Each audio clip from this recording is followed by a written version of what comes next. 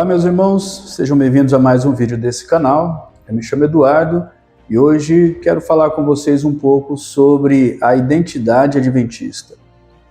Eu tenho assistido alguns vídeos na internet e tem surgido muitos acusadores de nossa igreja, muitos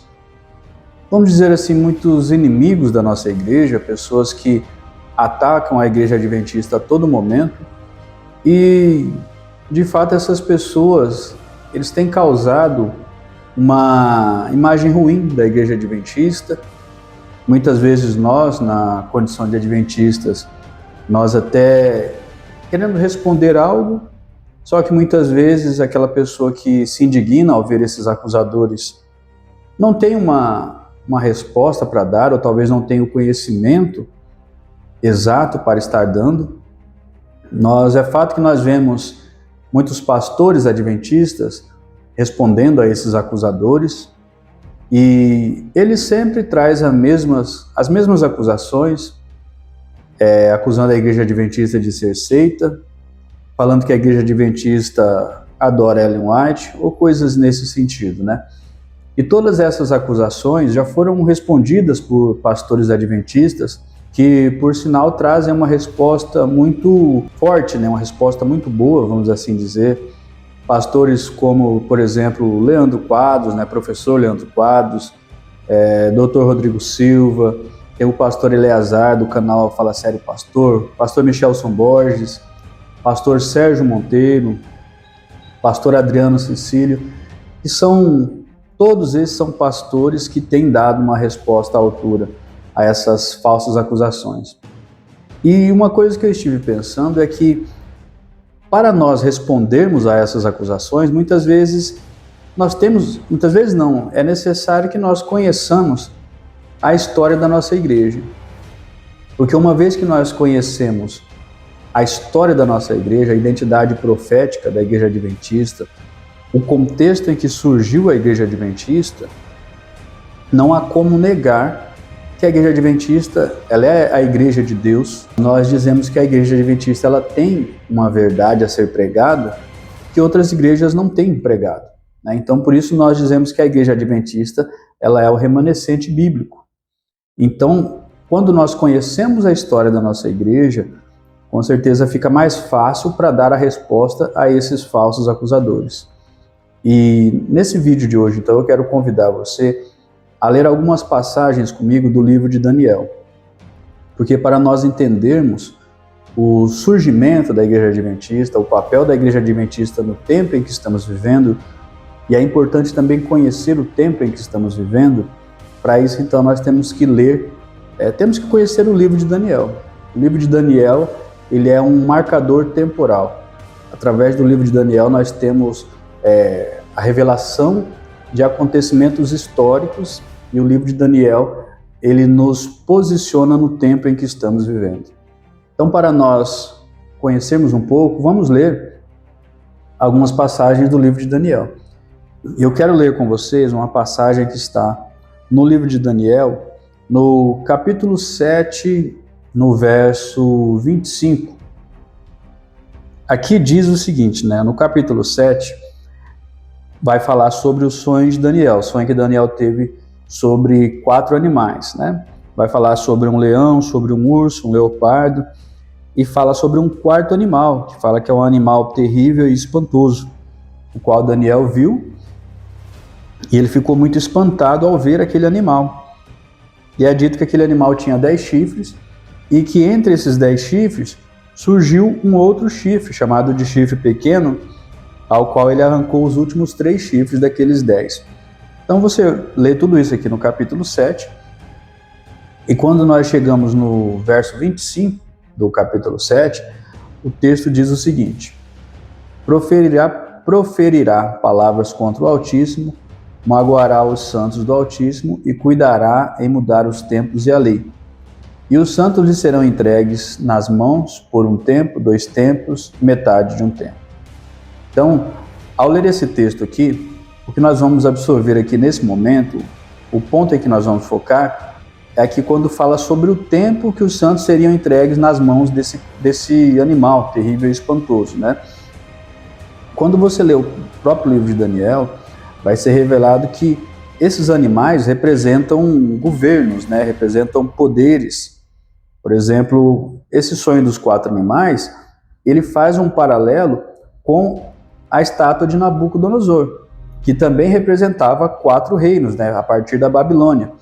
Então, o sonho aqui dos 4 animais também, ele diz respeito a 4 reinos que tinham ali, mas o foco aqui é, né, no tempo, né? Fala que os santos seriam entregues nas mãos desse chifre pequeno por um tempo, 2 tempos e metade de um tempo.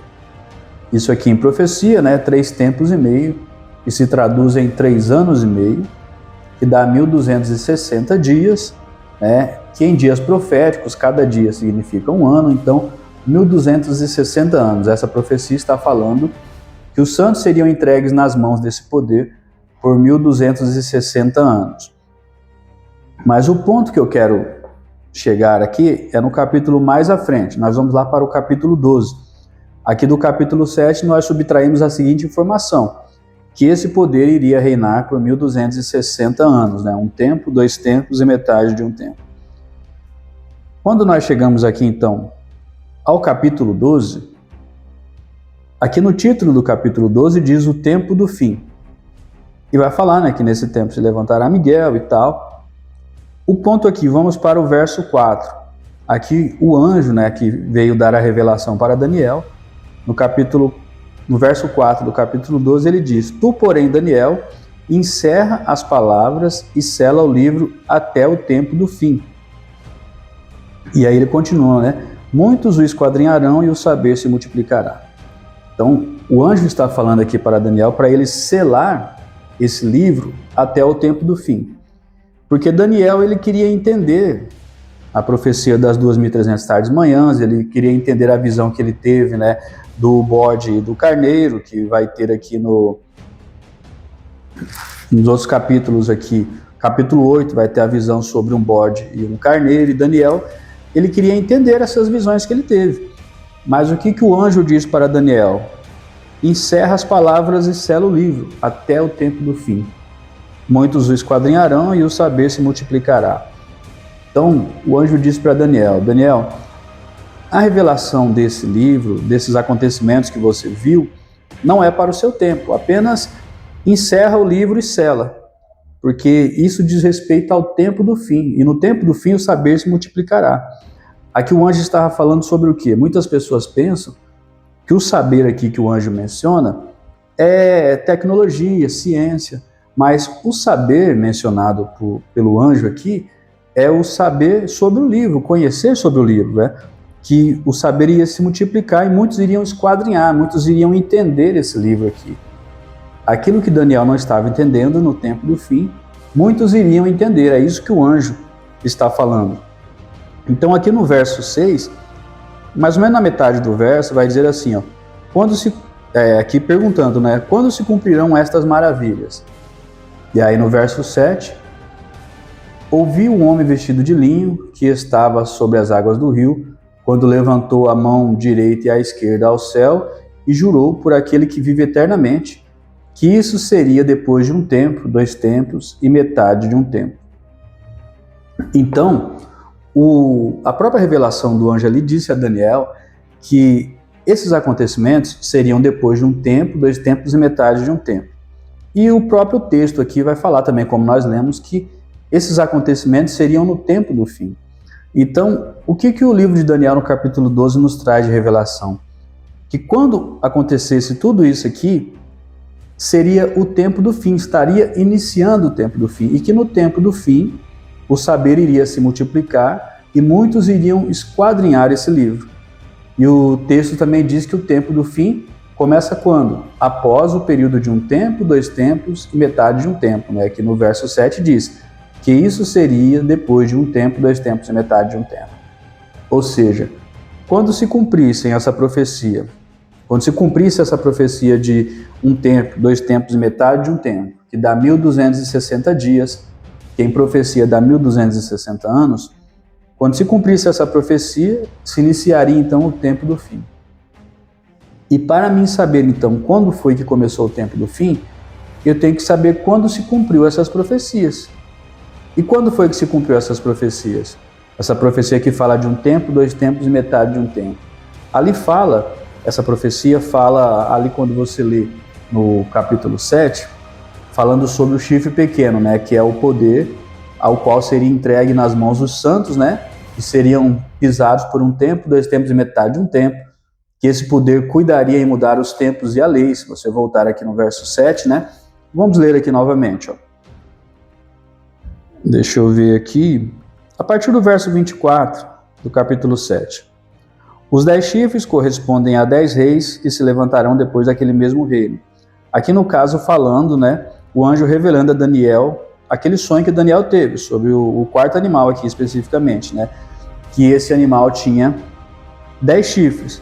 Então fala que os 10 chifres correspondem a 10 reis que se levantarão daquele mesmo reino.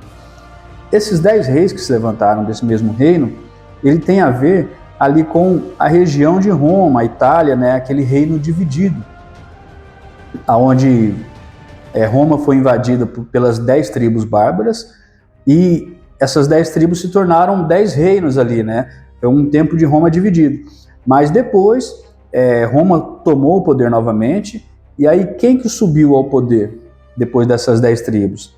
Aqui fala que depois desses 10 chifres, né? Aqui no verso 24 ainda. E depois deles se levantará outro, o qual será diferente dos primeiros e abaterá a 3 reis. Aqui falando do chifre pequeno, se você voltar aí no capítulo 7, você vai ver que esse chifre pequeno ele surgiu arrancando os últimos 3, ou seja, é um reino que se levantou depois desses 10 reinos, né, que eram os 10 reis que vieram a partir aí da própria Roma ali. E que esse outro chifre pequeno, ele abateria os últimos 3. Quando você vai ler a história, quando o papado tomou força, ele venceu essas últimas 3 tribos bárbaras. Eram os Érulos, os Vândalos e os Ostrogodos. Então, eram as últimas 3 tribos que resistiam ainda contra o poder de Roma. Porque as 10 tribos tomaram o poder, mas depois as outras tribos foram se rendendo novamente ao poder de Roma, principalmente ao poder católico romano ali, que era centralizado no Papa. E as últimas 3 tribos que ainda resistiam eram os Érulos, os Vândalos e os Ostrogodos, mas aí então com o poder que o papado adquiriu, ele eliminou essas últimas 3 tribos, cumprindo a profecia. E aqui no verso 25 fala que esse poder que surgiria, o chifre pequeno, que é representado pelo papado, no período que o Papa era a autoridade máxima no mundo, né, ali naquela região principalmente, então no verso 25 fala que esse poder se levantaria e ele proferiria palavras contra o Altíssimo, magoará os santos do Altíssimo e cuidaria em mudar os tempos e a lei. Qual que foi o poder que mudou os tempos e a lei? Mudou os tempos, então, porque Roma foi quem fez, por exemplo, toda essa mudança de calendário, o calendário romano, o gregoriano, né, que é totalmente o contrário ao calendário judaico. Então mudou os tempos e mudaria a lei também. Quem foi que mudou a lei, que mudou o dia de adoração de sábado para o domingo, que colocou isso como ordem em certo período da história? E uma vez que o dia de domingo, ele era um dia dedicado a uma divindade pagã. Então quem foi o poder que fez tudo isso? Foi o papado, foi o poder da Igreja Romana centralizada ali no Papa. Então, o poder que cumpre com todos esses requisitos que está aqui no livro de Daniel é o papado. Ele tem todas essas características do chifre pequeno. Então, por quanto tempo durou esse reinado aqui do papado, quando o Papa ele era a autoridade máxima no mundo? Isso foi de 538 a 1798. Se você fizer a conta, vai dar 1260 anos. Justamente como a profecia falava, né? Fala de um tempo, 2 tempos e metade de um tempo. Cada tempo representa um ano. Então, se você juntar um tempo mais 2 tempos, são 3 tempos. E metade de um tempo, 3 tempos e meio, 3 anos e meio, que dá 1260 dias. E em profecia, 1260 anos. Isso, então, durou até 1798. ali quando o Papa ainda era a autoridade máxima, mas o imperador Napoleão, Napoleão Bonaparte, ele manda um general chamado Berthier, que vai lá e destitui o Papa de sua autoridade. Então ali o Papa perdeu sua autoridade. O reinado dele durou até 1798. Então, como Daniel 12 fala que o tempo do fim iniciaria após o período de um tempo, 2 tempos e metade de um tempo, nós entendemos que a partir de 1798 nós estamos vivendo o tempo do fim. E o que o livro de Daniel também fala que aconteceria quando se cumprisse esse período de 1260 dias, o período de um tempo, de 2 tempos e metade de um tempo, fala aqui no verso 4, capítulo 12, verso 4, muitos esquadrinharão esse livro, e o saber se multiplicará. Quando você lê também aqui, a partir do verso 9, a partir do verso 8 do capítulo 12, Daniel, querendo entender ainda aquelas profecias, diz assim: eu ouvi, porém não entendi. Então eu disse: meu senhor, qual será o fim destas coisas? Ele respondeu: vai, Daniel, porque estas palavras estão encerradas e seladas até o tempo do fim. Muitos serão purificados, embranquecidos e provados, mas os perversos procederão perversamente, nenhum deles entenderá, mas os sábios entenderão. O que o anjo estava falando para Daniel? Que quando fosse no tempo do fim, os sábios, aqueles que foram provados, foram purificados, eles entenderiam essas passagens aqui, mas que os perversos não entenderiam. Então, quem que iria esquadrinhar esse livro? Os sábios, os justos, os perversos não iriam entender. Então, para encerrar esse vídeo de hoje, o que nós lemos aqui nessas passagens de Daniel? De acordo com as profecias de Daniel, após o período de um tempo, 2 tempos e metade de um tempo, que foi até 1798, seria iniciado o tempo do fim. E que a partir do tempo do fim, a partir de 1798, os sábios eles iriam entender esse livro, as passagens do livro. Que o saber iria se multiplicar e eles iriam esquadrinhar esse livro. E por que é importante nós entendermos isso? Porque agora no próximo vídeo, nós vamos ver o que aconteceu a partir de 1798. Nós sabemos que a partir de 1798 estamos vivendo o tempo do fim. O que significa o tempo do fim? O último tempo de graça para esse mundo. O último tempo onde ainda é ofertada a oportunidade de salvação para as pessoas. Então no próximo vídeo nós vamos ver o que acontece a partir daí, a partir de 1798. Então para você que acompanhou esse vídeo até aqui, peço a você que, se puder, inscreva-se no canal, ative o sininho das notificações. Você possa, se puder, também compartilhar esse vídeo para que esse canal tenha relevância e que essa mensagem chegue ao maior número de pessoas.